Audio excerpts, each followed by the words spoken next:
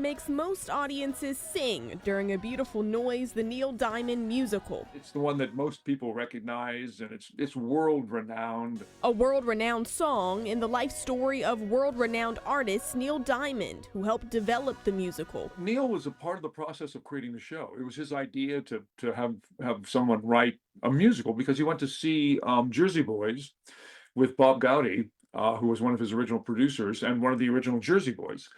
And and he was sitting next to Bob in the watching the show, and he said, "Can we do one of these for me?" The show starts at the end of Neil's life story, showing him at an older age looking back on life. Robert Westenberg plays present-day Neil.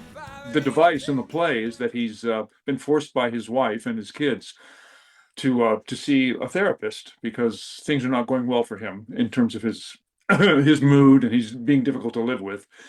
And the therapist forces Neil to think about his life, to figure out why he's unhappy. And as he talks about his life, his life comes to life. That includes performances of some of his classics, as American Idol 2015 winner Nick Fradiani plays the younger Neil Diamond. It's a memory play.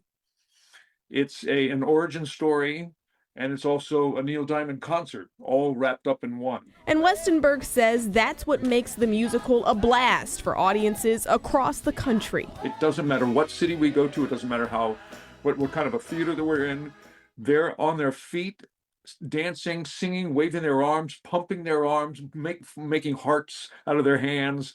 It's one of the most joyful experiences I've ever had in theater, ever. And I've been doing it for over 50 years.